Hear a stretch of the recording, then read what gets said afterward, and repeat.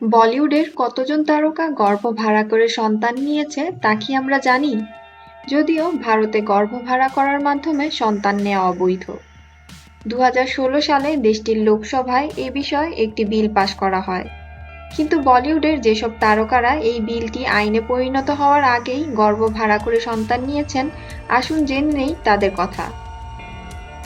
শাহরুখ খান আর তার স্ত্রী গৌরী খানের এমনিতেই 2 সন্তান ছিল।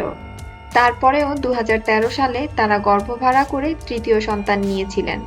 সেই সন্তানের নাম আব্রাম। আমির খান, তিনি বিবাহিত এবং শারীরিকভাবে সন্তান জন্ম দেওয়ায় সক্ষম। আগের স্ত্রীর ঘরে তার 2টি সন্তান রয়েছে। ফলে প্রস্তাবিত আইন অনুযায়ী তারও গর্ভ ভাড়া নেয়ার কথা নয়। কিন্তু বর্তমান স্ত্রী কিরণ রাও একাধিকবার গর্ভধারণে ব্যর্থ হওয়ায় 2011 সালে আমিরও সন্তান নিয়েছেন গর্ভ ভাড়া করে। এই সন্তানের নাম আজাদ।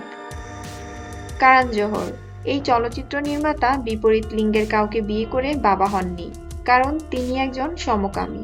তিনিও সম্প্রতি গর্ভ ভাড়া করে যমজ সন্তানের বাবা হয়েছেন। গর্ভ ভাড়া করে 2000 সালে সালমান খানের ছোট ভাই সোহেল খানও বাবা হন। যদিও তার 2 সন্তান ছিল, তারপরেও তিনি গর্ভ ভাড়া করে সন্তান নেন। তার এই সন্তানের নাম নির্ভানা। বলিউডের সাবেক জনপ্রিয় নায়ক জিতেন্দ্রের ছেলে তুষার কাপুর, তিনিও বিয়ে না করেই বাবা হন। প্রস্তাবিত আইনে স্যারোগেট মাদারের সাহায্য নিয়ে সিঙ্গেল ফাদার হওয়াও অবৈধ, কিন্তু তুষার কাপুর সন্তান নিয়েছেন এই আইন পাশ হওয়ার আগেই।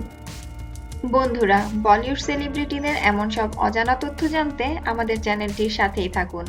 আর ভিডিওটি কেমন লাগলো তা কমেন্ট করে জানিয়ে দিন। লাইক এবং শেয়ার করতে ভুলবেন না।